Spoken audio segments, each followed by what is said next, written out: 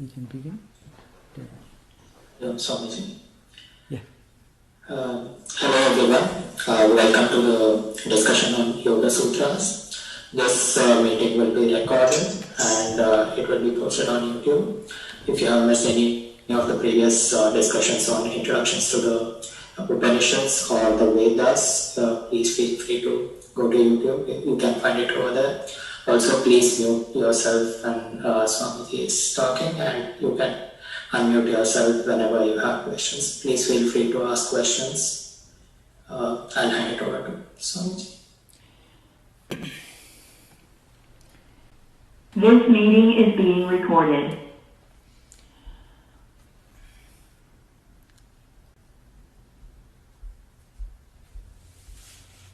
So, at the beginning, I will chant one verse of invocation, which is a tribute to the three great sages associated with yoga tradition.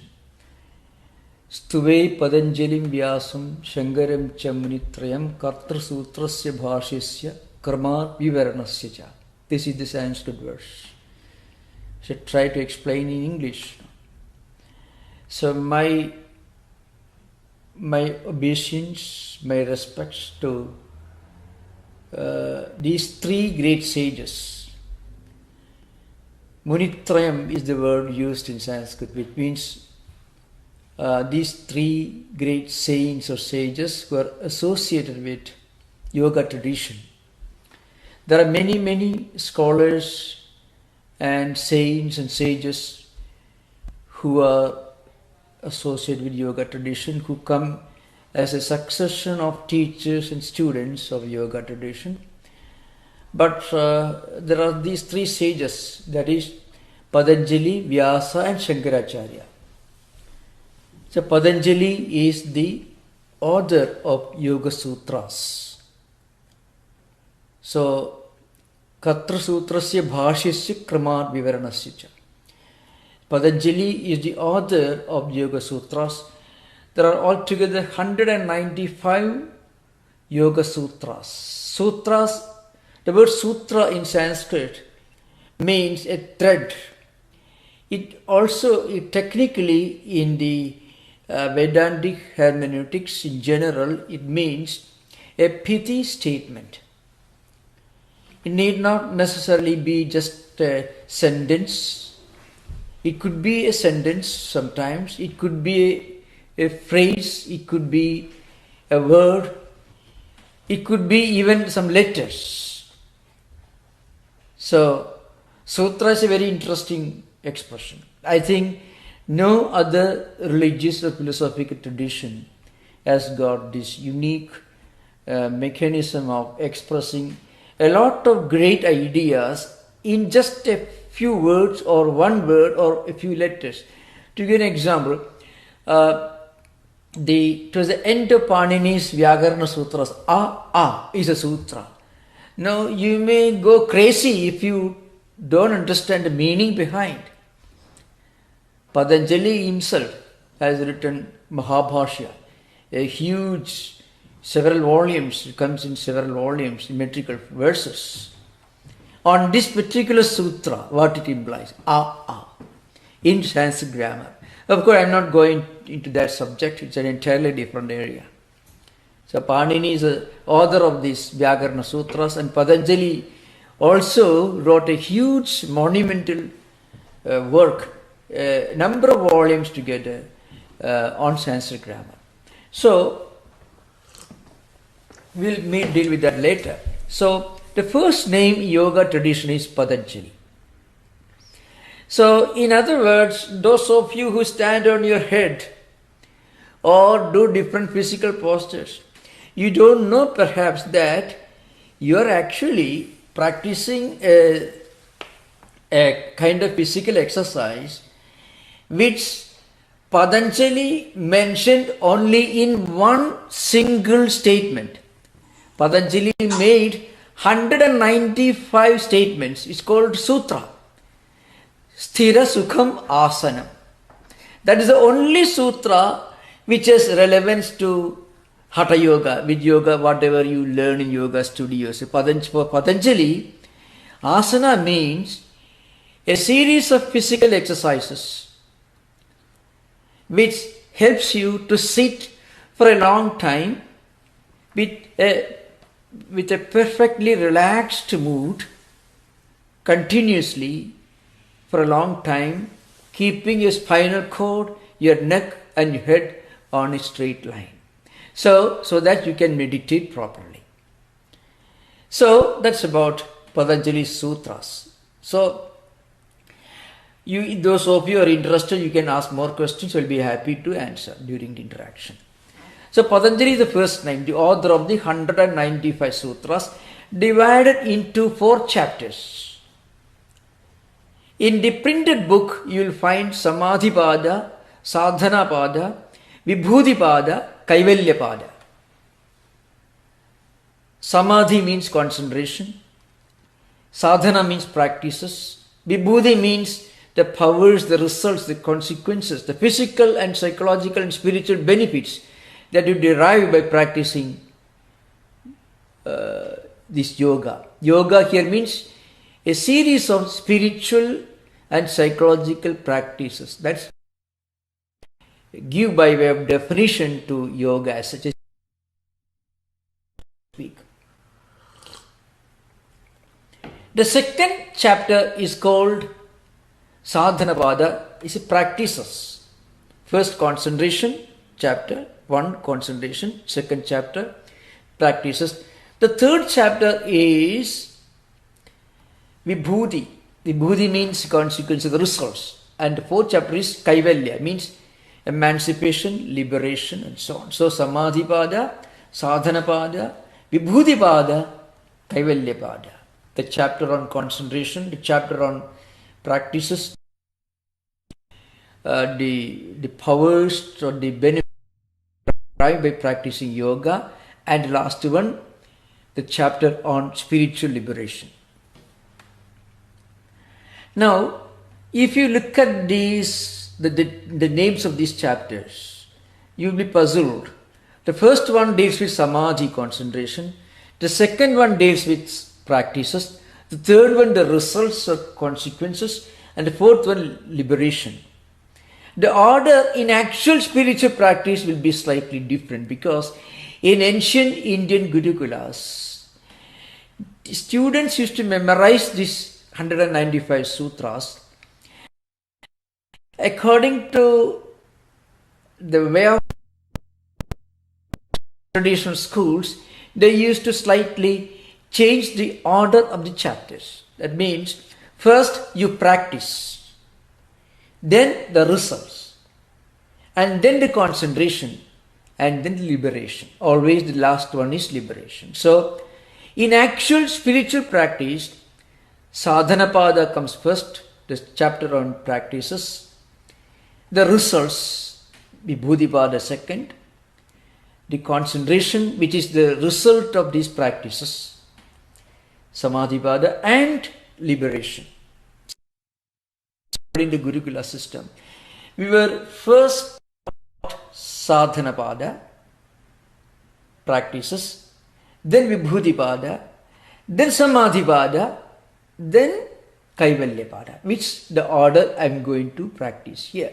But there is one difference. Samadhipada, the first 14 sutras contain a very elaborate introduction to the spiritual psychology of yoga, which actually unravels the entirely different concept of human mind. Why we are not able to do what, and why we end up doing what we don't want to do. Not in life. See, if you always could do what you wanted to do, there will be no problem in the world. If you can avoid doing what you don't want to do, there will be no problem.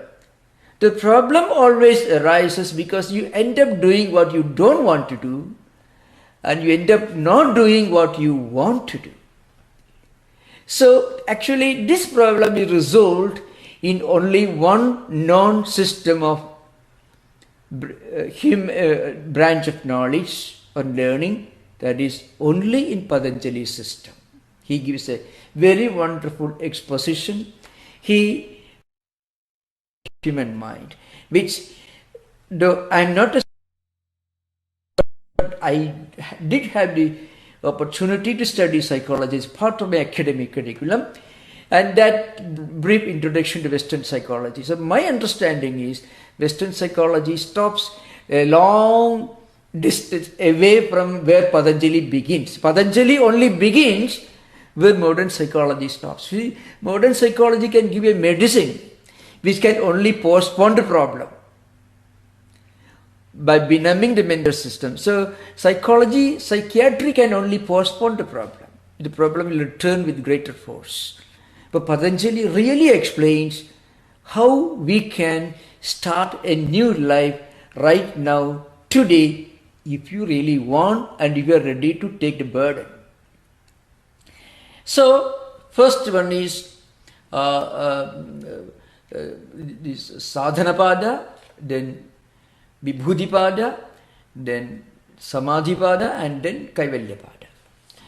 Now, the second name in among the teachers of Patanjali system is Vyasa. Actually, today we are able to talk about Patanjali yoga system. Today we are able to discuss Patanjali, especially yoga system, only because a great man called Vyasa wrote a very elaborate commentary on Patanjali's Yoga Sutras. Because Yoga Sutras themselves are not self-explanatory. They give only hints.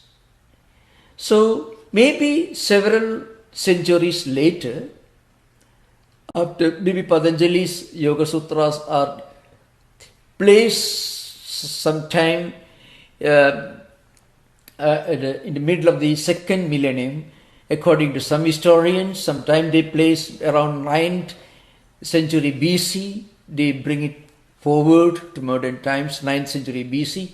But anyway, Vyasa appeared several centuries later. He must have been one of the teachers in the long lineage of teachers of yoga tradition.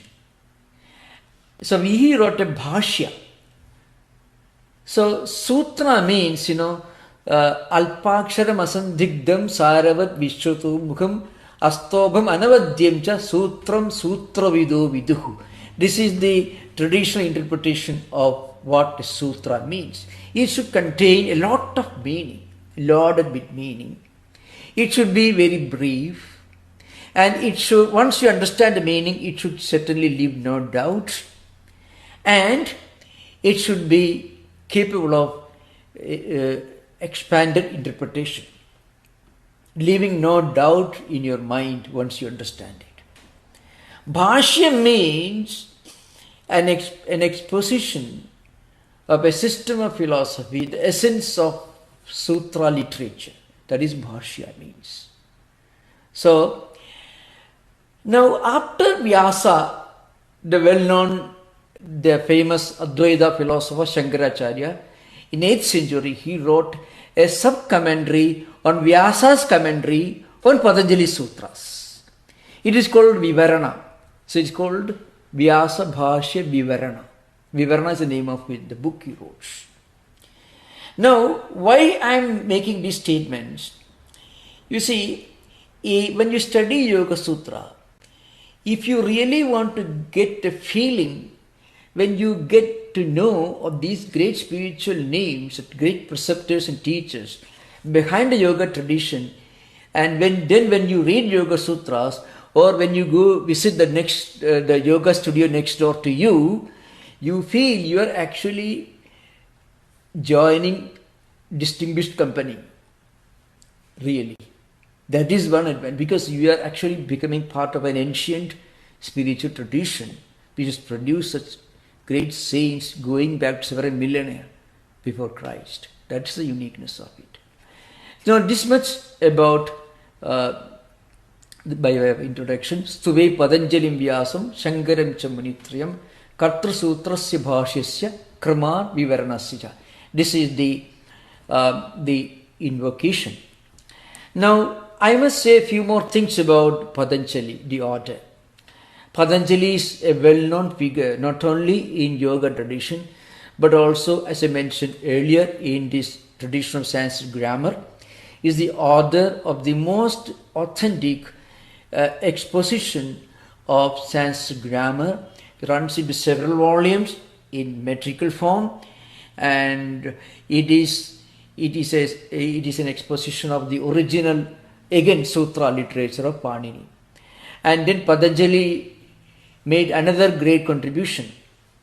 That is, he is also a great name in Indian school of medicine. He wrote a well-known book on Charaka Samhita. These two names are well-known in Ayurveda, Charaka and Susruta. They also wrote in the sutra literature. So Patanjali wrote a well-known famous book on Ayurveda. It is an exposition of Charaka Sutras, it's called. Now I shall just begin the first sutra, which is normally discussed in a traditional school of yoga. That is the first sutra of Samadhipada, because Samadhipada comes in all published textbooks and manuscripts. And the tradition of beginning with Sadhanapada, Vibhudipada, Samadhi, and then Kaivalya, that's not the way in which it may be taught in some of the universities where you may have studied, or some of the yoga studios where you may have studied. But that is only from the perspective of spiritual practices. But the first 14 sutras of Samadhipada are very important because they give you some kind of a formal introduction to Patanjala system. The first sutra is, Atha Yoga Anushasana. So, Atha Yoga Anushasana. Only 3 words. Yoga Anushasanam is a combination of 2 words. Yoga Anushasana. Atha means now onwards, henceforth, right now, let us now begin. Why now? Why henceforward? That's because you turn to yoga only when you get exhausted knocking at so many other wrong doors. You knock at the wrong door, it doesn't open, finally you come to yoga. Because Atha means a lot of things in yoga, in the sutra tradition. First, after getting the necessary qualification, you enter a new class.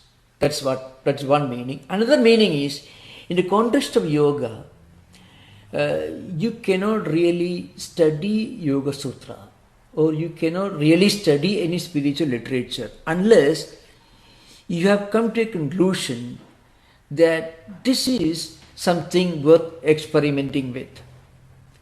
So, people looking for happiness and contentment, looking for answers to the questions, frequently their mind poses, the mind will be asking. Finally, they turn to yoga. You're looking for answers. So some of the questions, some of the challenges, dilemmas they have to face in life. So that's the real meaning of Atha. I mean, we turn to spiritual life only at some point when we come to realize that spiritual life or meditative life or some kind of introspection is the only remedy to some of the problems we are facing in life. That's one meaning of Atha. One great interpretation that comes from Vyasa is that is a very, very important thing. Vyasa, by way of explaining this sutra, he gives a graphic picture of human mind when we turn to yoga. So, if you look at the world of human mind, you can find 2 categories. One, the person who experiences and the experience. We called bhoga experiences and the person who experiences things. Experiences could be manifold. It could be in the form of extreme liking for certain things, extreme dislike for certain things, and a kind of indifference. So, avidya, asmita, raga, dvesha, abhinivesha, klesha. There you find one sutra comes in the sadhana pada, which we'll discuss later. So, extreme dislike for certain things. We know there is no reason to dislike it, but we cannot get out of it. And extreme infatuation to certain things. We know it is totally irrational. It becomes a burden, but we cannot get out of it. Now, modern psychology or psychiatry may call it obsession, obsessive psychosis, psychotic problems could be, or it could be some kind of delusions. Whatever it is, human mind is always, human emotions are always colored by either extreme liking certain things, extreme dislike for certain things. Now, Vyasa says a normal human mind is not able to remain steady on a great ideal all the time. So he uses the word vikshipta. Vikshipta mana. Vikshipta means wavering, like a pendulum of a clock. A pendulum moves from one end to the other end. It doesn't remain steady and stable in the middle of the clock. So mind is always a mind is stream consciousness. A stream of consciousness, William James himself, modern psychologist, defines it as an endless stream flow of thought currents. If you analyze these thought currents, you find we can divide them broadly into two categories: raga and dvesha in Sanskrit, extreme infatuation to certain things, and extreme hatred of certain things, liking and dislike. So that's why sometimes when we go to a church or a temple or a holy place, any place for the matter, if you go to library and read a great book, or if you have got a book right on your table, and you may have some other undesirable publications also on your table, you want to read that wonderful book, but you have a strong desire to read it, but you are not able to read it. So you find a kind of internal conflict between what we want to do and what our mind permits us to do. Spiritual practice, yoga practice, enables us to do what we really want to do or what we ought to do, what will be the best thing for us to do for our own benefit. So this state of mind is called vikshipta mana according to Vyasa. Please remember, this is not from Patanjali. These ideas were supplied by Vyasa by way of interpreting Patanjali's Yoga Sutras. So this is called vikshipta mana. Now, there are two mental states behind and two mental states before. So let us say, I shall try to explain. Before you reach this state of wavering mind, there are two other states of human mind which are slightly abnormal.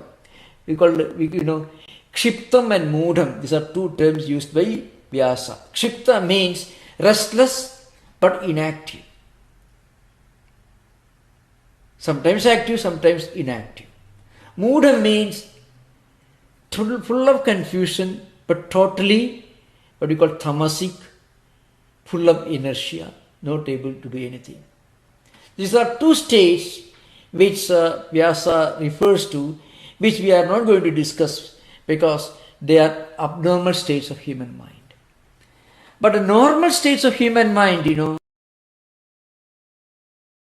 majority of people, not only spiritual seekers, but the majority of people, they are excited when something goes on well. So when you attend a prayer, or when you read a great book, or when you are talking with somebody whom you respect, whose association you value very much, you are very happy.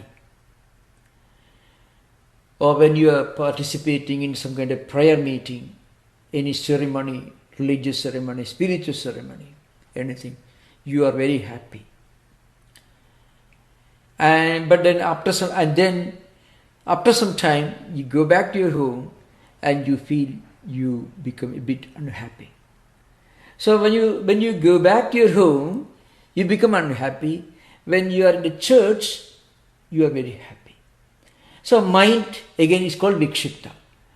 So that's the normal state of human mind. A person who is turning to yoga normally belongs to this category. Atha yoga anushasanam. So you get a glimpse of something that you should do. You can find this among many people. Certain people come to Vedanta society, and I'm sure this happens in all other respectable religious, spiritual traditions as well. When people visit either churches, synagogues, Buddhist temples, or wherever the followers of those respective traditions, they feel great joy. And after some time, that joy is no more there. When they come back again tomorrow, they feel a great joy. So you can find mind moving from one end of the clock to the other end, like a pendulum. That is vikshipta mana. So this is the normal state of human mind.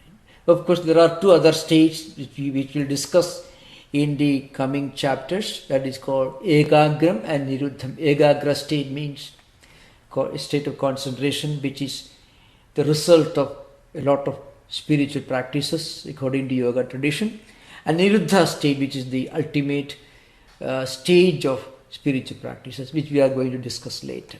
So the first sutra is Atha Yoga Anushasana. So according to Vyasa, you need to be fit for understanding yoga. See, people who have reached some degree of cultural evolution, spiritual evolution, those who have imbibed a lot of noble values, only such people will find interesting when you attend a yoga sutra class. Otherwise, there are many wonderful entertainments that actually keep your mind busy. But discussing these things and enjoying these ideas are not easy. That's why he says, Atha means adhigara, fitness. Fitness means the ability to enjoy spiritual practices. So, of course, Bhoja, another commentator, says, Ja Shastram Anushishyade Anena Idi, etc. I am not going to those Sanskrit definitions right now. Now, the next sutra is Yogaha Chitta Vritti Nirodha. So this is a definition of what yoga is.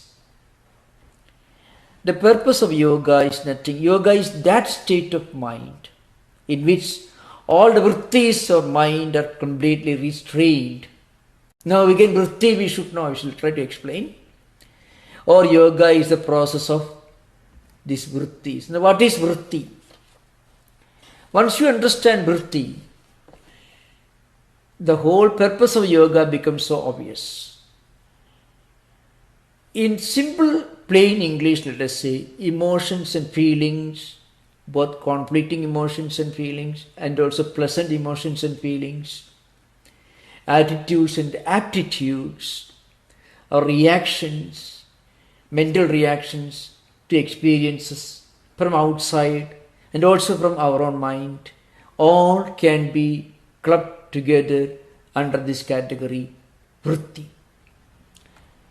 So vritti is translated sometimes as waves in English. Maybe Swami Vivekananda translates as waves. There's a great meaning in that, You throw a stone into a pond and the stone hits the surface of the pond. It makes a splash. and it will remain there for some time. The stone doesn't hit the water without an impact. The impact will spread beyond the immediate point on which the stone touches the water. Like that, whatever we experience, whatever we do, whatever we speak or think by way of reacting to situations and circumstances, all will have an effect. And this effect is not only the effect that is immediately experienced. There is also an effect that is invisible, unseen, and not experienced at the point of its happening. Suppose you give, let's say you help a person. The immediate visible effect is that person gets your help. Pay $100 to help a person, $1,000 to help a person. That immediate effect that is there for everyone to see is that he'll receive it. But you go back to your home after doing a noble deed, an act of charity, maybe helping a blind man to cross the street, or writing a check to help people suffering from natural earthquakes somewhere in some other continents. And that night I have done a wonderful thing. Nobody will know that you have helped this person. You have drawn this check to help somebody. Or you have helped a person, blind man, to cross the street. But you will know in your mind it will have an effect. The effect could be that you may go to sleep more peacefully. That's because you feel the soothing effect on your own mind, a healing effect on your own mind. Now that is a vritti. That is a positive vritti, an example of positive vritti. Now this is the unseen, invisible, but very intense and very strongly felt experience. It's an example of vritti. The opposite example also is equally important. A person does harm to somebody. Of course, I'm not talking about hardened criminals. I'm talking about normal human beings. Of course, Vikshipta Mana is that particular state. It deals with normal human beings. Atha deals with normal human beings. People who happen to do something wrong, which they may not have wanted to do, but they end up doing, apart from the harmful result that's there for everyone to see, the visible result, there is an invisible result. The person who does that harmful thing, he will have a pricking of conscience, whatever it is. It is an example of vritti. In fact, every action, not only physical action, every verbal action, a word you speak or a mental action, a thought you think, an idea that flashes in the mind, all can create vrittis. And these vrittis actually haunt us. Many people suffer because of vrittis. And of course, Vyasa, the great commentator, he has created a whole world of psychology out of this.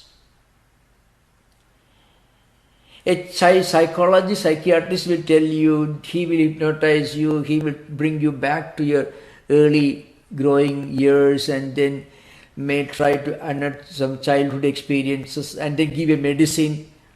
But that medicine doesn't explain things, of course. The medicine only helps you to postpone your problem, and the problem will tell you, I'll come back again, I'll be back. That's what the problem is going to tell you when you take medicine. But here, Vyasa explains, these vrittis create samskaras. And what is samskara? Samskara is a tendency that is prone to action. A vritti, a set of vrittis, which are the result of repeated actions, can become solidified can become a concrete samskara. And samskara, frequently it translated into impression, tendencies, attitudes, etc. But it is something that we are born with. You cannot get up out of your own samskaras. Samskaras are part of our real nature. And many of the samskaras may not be conducive to spiritual life. Many of these samskaras may create irritations, feelings, agony, mental agony.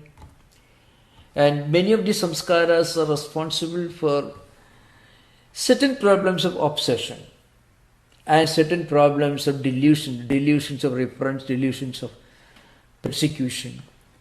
And many, mostly, in the manic depressive psychosis, many of what they used to call in old times, schizophrenic problems, obsessions, you can find samskaras which are not there for us to see, but deep down at the mental level, these samskaras are there. And Vyasa analyzes these samskaras, and analysis is possible, but Patanjali's system recommends certain remedies to overturn, to completely change our mental world, to empty the mind of negative samskaras, negative tendencies, and to fill it with positive samskaras. Now, that is called vritti. So, restraining vrittis mean what? Restraining vrittis means it's not that you forcibly control the vrittis.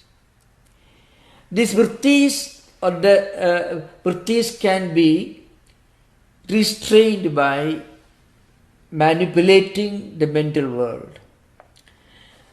Pratipaksha bhavanam, that is a method, that is the remedy given the Yoga Sutra itself. Suppose you have got a nagging memory of unpleasant experiences from previous life. That seems like something that you want to shake off, something you want to get rid of, but cannot. Now, that memory may be unpleasant.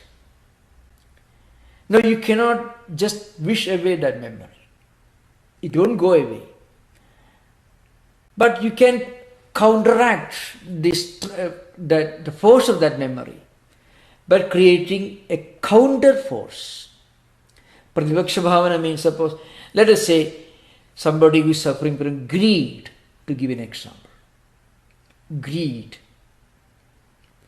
insatiable thirst for money and wealth and so on. If that person can think of the terrible problems created by greed, the terrible tragedies faced by people because of greed, if they can fill their mind with ideas and stories of persons and events and episodes which teach us the evil of greed, then you are actually creating a counter force that will reduce the intensity of greed. So then what happens in a vritti, a mental tendency and impression which makes you greedy more and more, is restrained by a counter force. So we have to remember the approach in Patanjali system is extremely psychological and extremely spiritual. It is very rational. It doesn't tell you anything about occult power. That's even Vibhudipada deals with certain powers generated by yoga practices. If you read it, you will understand it is not something occult. It is very rationally explained and exposed. Just if a martial artist practices for years and makes his hands strong, his physical hands may be different from the hands of a normal person. So also somebody who practices yoga his mind becomes different.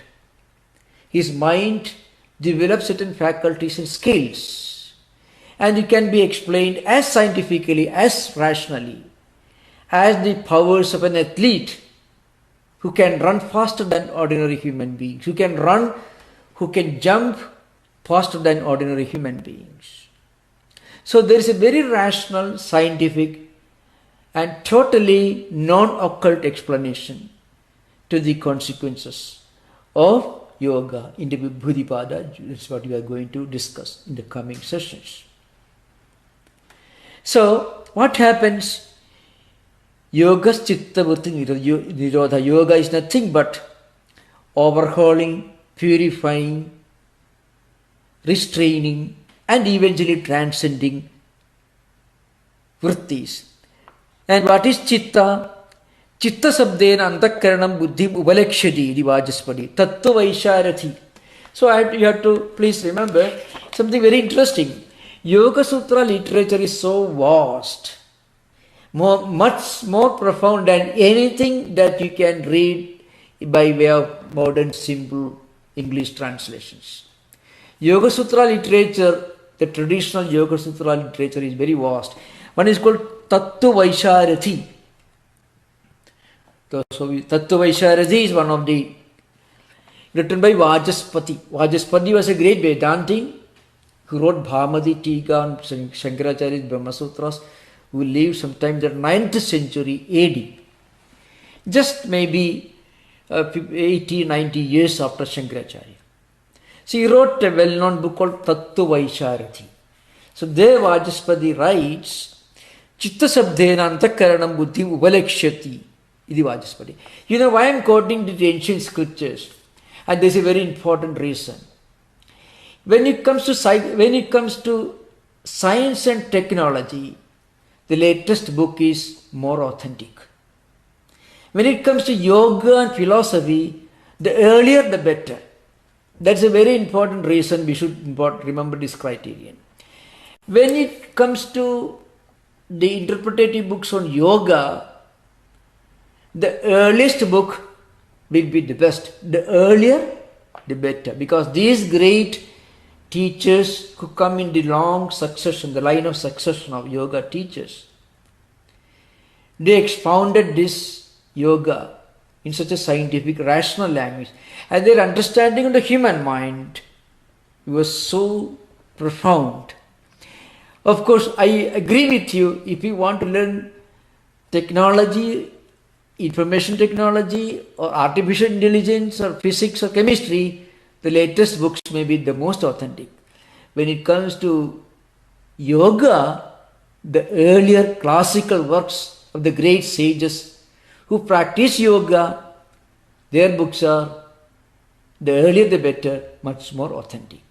So that's why, so Tattva Vaisharathi says, Chitta sabdena antakaranam buddhim ubalekshati means, by the word chittam, it's not just mind that is meant. Often translation, in modern translation would say mind. No.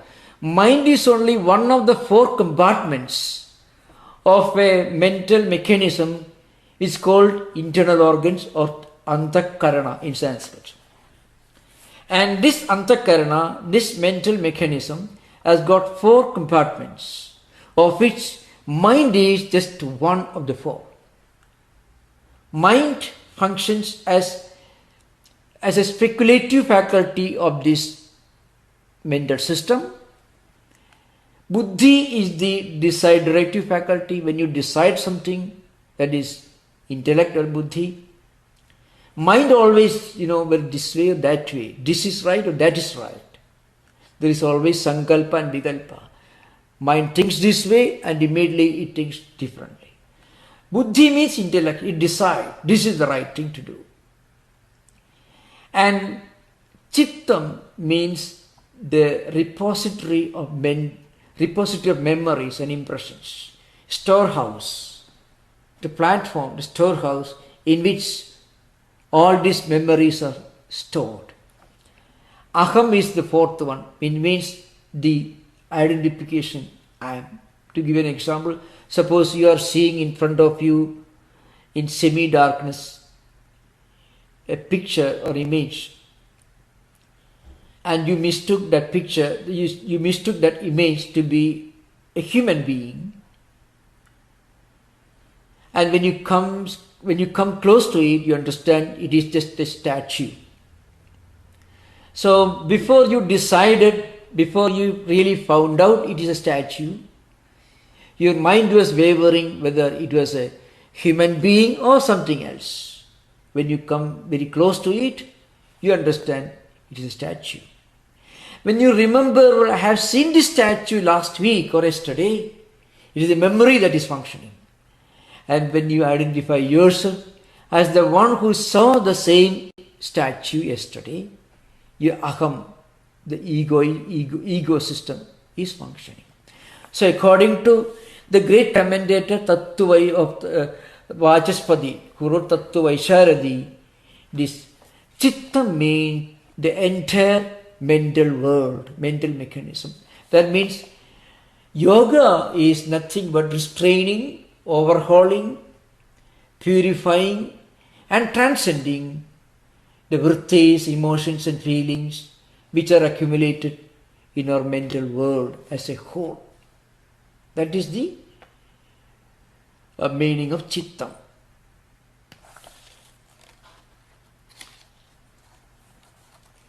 Now we will come to the third sutra, Tada Drashtu Swarupe Avasthanam. That is the third sutra. And when you reach this level of transcending vrittis, then what happens? At that time, you identify yourself as a seer. You can see things happening in your own mind without identifying. You may be getting angry, but you can identify your anger. See, if the person is well, I am becoming somewhat angry. You can be aware of your own anger when you simultaneously remember that there is no point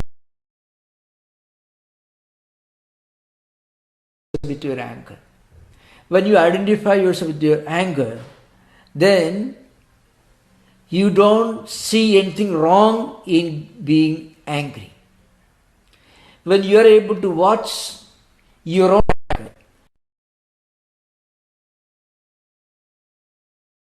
you are able to objectify your frustration or anger or emotions become the object and you become the subject. You become the seer. And drashta means seer. Tada drashtu swarupe avasthana means at that time when you are able to achieve the goal of yoga, that is transcending vrittis, when the mind is free from all conflicting thought currents, when the mind is fully established in its own true nature, watch ourselves. When we are able to watch something, we are not identifying with what we are seeing. See, you can enjoy a drama not when you are playing, when you are an actor in the drama. You can enjoy a drama only when you are sitting in the gallery and you are sitting on a chair. You are not participating. When you are not participating, you are not sharing in the emotions and feelings. You are not having yourself any emotion. You are watching your own emotion. If you can watch your own emotion, you will be free from your emotion. If you are watching the drama on the stage, you are not on the stage. You are detaching yourself from what is going on the stage. So that happens. Then what happens? Drashtuhu swarupe avasthanam. At that time, when we are able to free ourselves from these vrittis, what happens? We are able to remain completely free from all these vrittis. So remember, there are two words, drashta and drishyam. Drishyam means the object, what we see, the drama going on the stage. And drashta means the observer, the witness, the one who sees, the seer. All the problems according to Yoga Sutra occur because we identify ourselves with whatever is going on outside and whatever is going on inside. We identify ourselves with anger. So we identify ourselves with frustration. But suppose we witness for frustration, then you are actually de-identifying yourself with frustration. So you are actually drawing a line of demarcation between drashta and drishyam, the seer and the seen, the subject and the object. And that's the purpose, the goal of yoga. So we'll conclude today, the first day, and you are most welcome to put questions. Most welcome. Any question on this subject?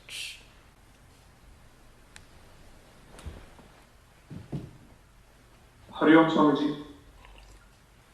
Hari Om, Hari Om. I have two questions. My first question is basically an observation. So the first sutra is Atha Yoga Anushasana, right? Remember, Atha Yoga Anushasanam. That's Yoga Anushasana. Yeah. So this also sounds a lot like Atato Brahma Jigyasa. Yeah. I'm trying to understand, is this a common thread across different sutras? Yeah. To say now we start understanding the sutra. Yeah. Atha is used in different implications, different meanings. One meaning is, it is called Mangala Charanam. It means Atha is considered to be an auspicious beginning of anything. So Brahma Sutra begins Athado Brahma Jignasa. Atho Brahma Jignasa. Ataha Brahma Jignasa means Athado Brahma Jignasa. And Mimamsa Sutra begins Athado Dharma Jignasa. And there are Atham Vyakhyasama. So you find now we are going to discuss, So Atha could mean, is a kind of Mangala Vachaka, means an auspicious way of beginning anything. Another meaning is, after having completed, after having reached fitness, if you are going to begin, you are going to sit the fifth class, fifth grade, then you should have passed the fourth grade. Then you can go to the fifth grade as a child studying in a school. So fitness is called adhikari or adhikara. Adhikara means fitness. By way of previous qualification, you are qualified enough to begin this new session. That is also one of the adhikarartha, means the meaning of fitness. Other meaning is mangalartha, means something auspicious. Of course, here in the yoga context, the commentators have given very, very scientific interpretations.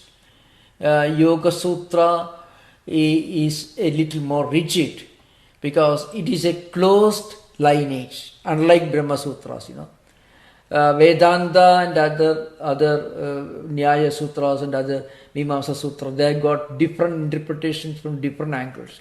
But Yoga Sutra is like a straight road. So the interpretation is simple.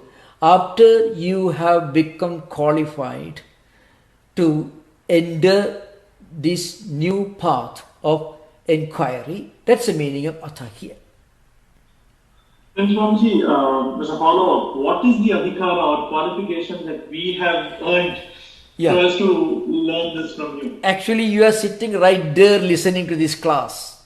What does it mean? It means you have a great interest in these spiritual ideas related to yoga. That's why you are sitting there. So because you have become spiritually, mentally qualified. That's why if you say Athado Brahma Jignasa, Atha according to Purva Mimamsa means you have studied Purva Mimamsa, then you can study Uttara Mimamsa. According to Vedanta Shankaracharya, Atha means after sadhana chatushtaya sampatti. That's the meaning in Vedantic tradition.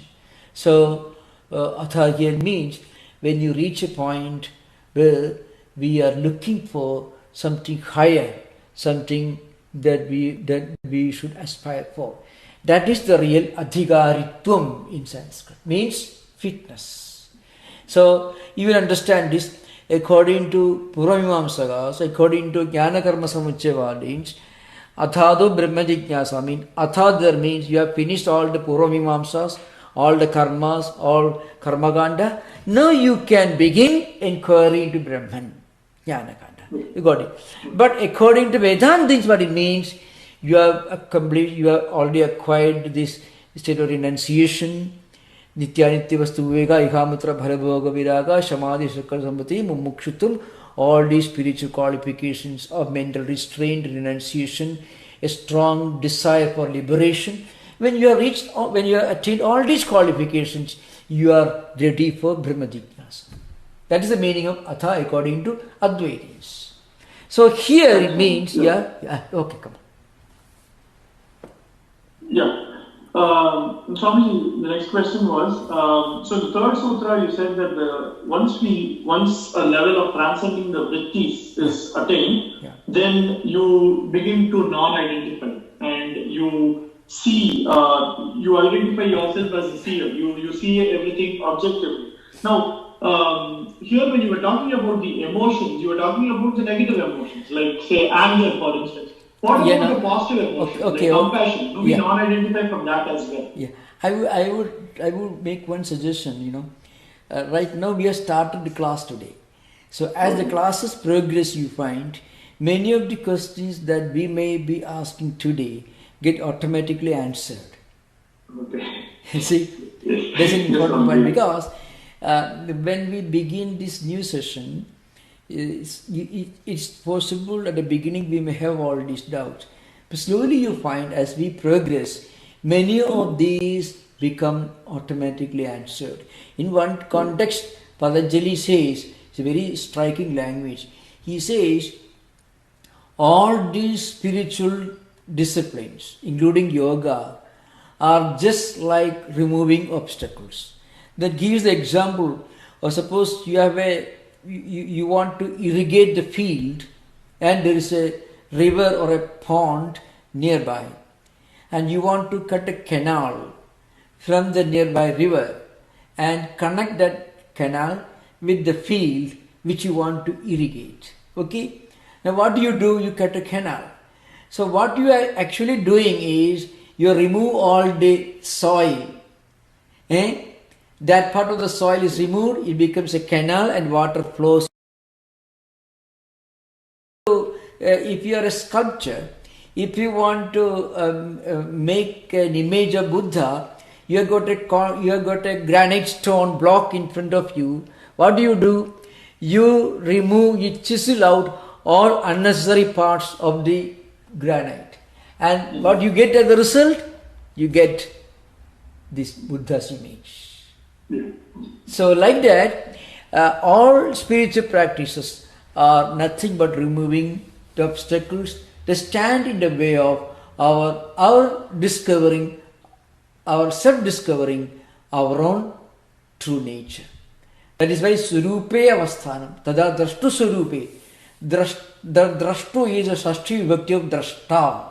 Means then you get fully established in the true position of the seer, of the witness of one's own self. What is our true self? That is the Buddha. So what you do? What you did? You removed all unnecessary parts of the granite stone. And the result is you have got a Buddha image in front of you. That's right. Okay. Thanks, Swami. Thank you. One question I have, Acharya Bhavin. Namaskaram, thanks for opening this series. It's wonderful, actually. Yeah. My question is about, I was just trying to study this Yoga Sutras for a long time, actually. Yeah. And I come across 17 commentaries on Yoga Sutras. Excuse me, can you, if you don't mind, can you make yourself visible? Yes, 1 second. I'm trying to do it, 1 second. Yeah, okay. Yeah. Now I think I'm visible, right? Yeah. Namaskar. Yeah, namaskar. Okay, there are 17 commentaries or something on Yoga Sutras. And Vyasa is one and Vachaspati Mishra is something like that. The second or something like that. Could you please give a little bit of an introduction of why so many? I understand Bhagavad Gita has 47 commentaries. But if you study Shankara, Ramanuja, Madhva, and maybe Abhinav Gupta, a couple of people, so 4 of them, you really get the main trends of different, and the later acharyas are a combination of here and there, and you can get the trend of it. But in the Yoga Sutras, what is the tributary, what is the main tributary, what is the sub-tributary, and what do you want to get if you have 2 or 3 different viewpoints? How do you get the top 3 or top 4 right in the beginning? You know, Namaskar. Namaskar. Now you mentioned is Shankara, Ramanuja, Madhva, you know, in Vedanta tradition, different distinct, in fact, mutually distinct, conflicting schools of Vedanta emerged because they all wrote bhashyas on Brahma Sutras. Shankara is the only one who wrote bhashyas on Brahma Sutras, the Upanishads, and all the Upanishads, Upanishads, and Bhagavad Gita, plus Prakarana, Stotras, and so on. Now, in the yoga tradition, you don't have this kind of different streams of thought currents, which are different from each other. So, the most authentic commentary and the oldest one is Vyasa's Patanjali Sutra Bhashyam. The next one is Shankaracharya's Bhashya Vivarana. That is a sub-commentary explaining Vyasa Bhashyam, but Shankaracharya gives his own views, certain unique flashes of insight you find in Shankaracharya's commentary. Then we have Tattva Vaisharati, third one, that is Vachaspati Mishra in the 9th century AD. Then we have got Bhoja Raja, called Raja Martanda. He's a very famous man. He was himself a king. He was a great emperor, Bhoja Raja. He wrote Raja Martanda. Then we have got Vijnana Bhikshu. According to some scholars, he was a Buddhist. It's called Yoga Bhashya Vartikam. It is a Vartika he wrote on Vyasa Bhashyam, on Yoga Sutras. So, and of course, you know, there are certain commentaries written by the Vijnanavada schools of Buddhism. And in fact, they have got another name called Yogacara system. They got that name Yogacara system because they were great practitioners of Yogacara philosophy. It's a kind of subjective idealism which did not believe in the reality of external world or external things. Total negation is kind of subjective idealism. I mean, things exist only so long as they are perceived in your mind.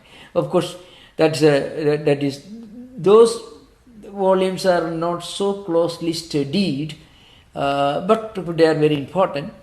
So, Vijnana Bhikshu Yoga Bhashya Vartikam, Ramananda Saraswati has written Yoga Maniprabha. Ramananda Saraswati lived much later, and Yoga Sudhagaram Sadasiva Brahmendra Saraswati. That is Yoga Sudhagaram, and Bhava Ganesha Dekshita. He wrote Pradipika Tika. And then you went Hariharananda Aranya, he wrote in the later decades of 19th century. But they more or less they followed the tradition of Vyasa Bhashya. So in reality, except these 8 important commentaries which constitute the solid foundation of Yoga Sutra Bhashya literature, I do not think there was any other interpretation which as a distinct identity in one way or other being different from Vyasa's main interpretations. In English language, for the first time, Yoga Sutras were interpreted in very plain, simple English by Swami Vivekananda. So Swami Vivekananda consulted, we know very well from Swami Vivekananda's other writings and references that he must have consulted Vyasa's commentary, Raja Martanda, and of course Tattva Vaisharati and so on. The Swamiji's interpretation contains a lot of flashes which are taken from different interpretative works. So you don't have different schools of yoga philosophy. Yoga philosophy itself is, technically, yoga philosophy is nothing but Sankhya philosophy. Yoga is nothing but some kind of a spiritual discipline based on Sankhya system. They are almost identical, the belief in these two fundamental categories, Prakriti and Purusha, and the belief that the whole universe evolves out of Prakriti, the Mahatattva, Ahangara, and so on. All these are common in yoga system and also in the Sankhya system. So the philosophical basis of yoga is Sankhya only. It cannot claim any independent status as a distinct philosophical system.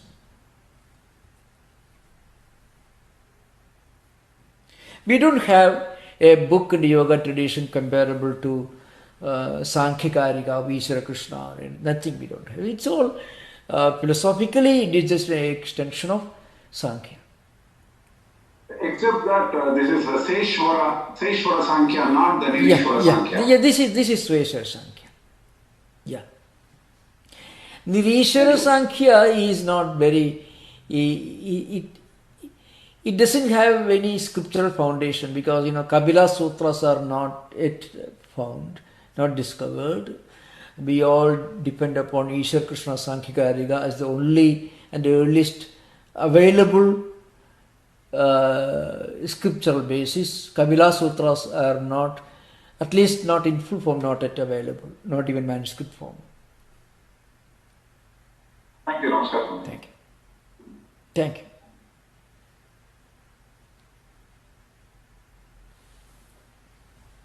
Yeah, please.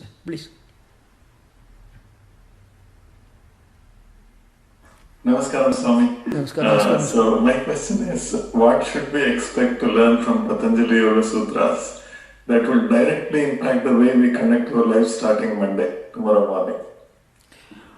Oh, really, when we face the most distinct contribution is, when we face conflict, I mentioned this earlier, conflict between mind and intellect.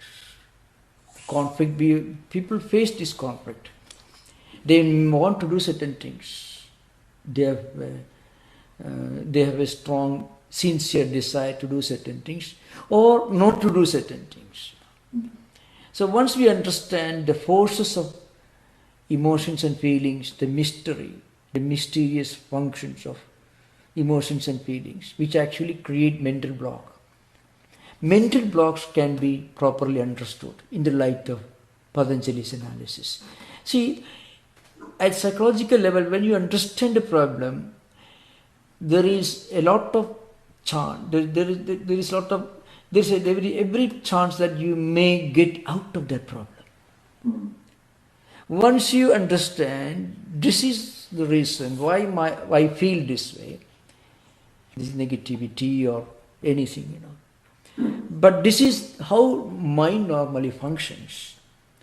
Then you won't be shocked or surprised at the way your own mind functions.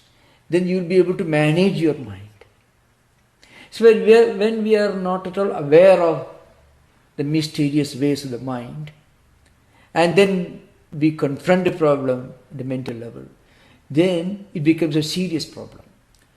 It's just like when you're driving from San Francisco to Sacramento, and your iPhone tells you there's a possibility of traffic delay 10 miles ahead. Then if you reach that point where traffic problem begins, you won't be shocked. You'll be ready for it. But suppose you don't know it's going to happen, then when you reach there, you'll be concerned, you'll be worrying, you'll be complaining how long this is going to last. But suppose you know already that it's going to last 15 minutes, you'll be ready for it. Like that, when you get a deeper and deeper understanding of the way your mind functions, then you'll be able to manage your mind. In psychiatric treatment, you know what you do? The medicine you take will make it impossible for you to confront the problem, because the problem is just obscured from your experience. But here, the problem doesn't disappear. You are ready for the problem. And when you are ready for a problem, then problem is lesser problem. When you are ready to face a problem, that problem is a lesser problem. When you are not ready for it, it's a bigger problem. So Patanjali, that is the great contribution of Patanjali. Remember, that's why you find a lot of wonderful ideas in the remember, not in Patanjali Yoga Sutras. That's the main problem today is we don't have a proper totally intelligible interpretation of the traditional commentaries. If you don't mind my telling you bluntly, we do not have a platform for interpreting the traditional Sanskrit commentaries in plain modern English. Because when you translate literally, it becomes unintelligible. Yes. And when you make a freelance translation without really understanding the Sanskrit, then you do great injustice to the original scriptures. That's why Patanjali's system, based on these commentaries, they constitute a unique source material for understanding human mind and the human problems we are facing in today's world. This was super insightful, Swamiji. Thank you. Yeah. But what would be a suggested text that you want us to read that will have this kind of intelligent commentary? I would say, because the translations, frequently translations are useful to you only if you learn thoroughly from a teacher. And if you have learned thoroughly from a teacher, translations are not necessary for you. They are not useful unless you learn from a teacher the original scripture. And if you learn from a teacher the original scripture, the translations are not necessary. So, but I can always suggest to you Swami Vivekananda's Raja Yoga. The uniqueness of that book is Swamiji himself had experience, many of the experiences that Patanjali talks about. So you find that unique touch of somebody who had this experience, who had practiced many of these things, that you find in Swami Vivekananda's translation. I'm talking about the books available in modern times. So Swamiji wrote more than a century ago, but that book still remains the best that's available for the English reading public. Yeah. Thank you, Swamiji. Thank you. So we'll conclude today. So happy to meet all of you. So we'll continue next week. Om Shanti Shanti Shanti Harihi Om Tat Sat Sri Ramakrishna Arpanamastu. Thank you so much. The recording has stopped.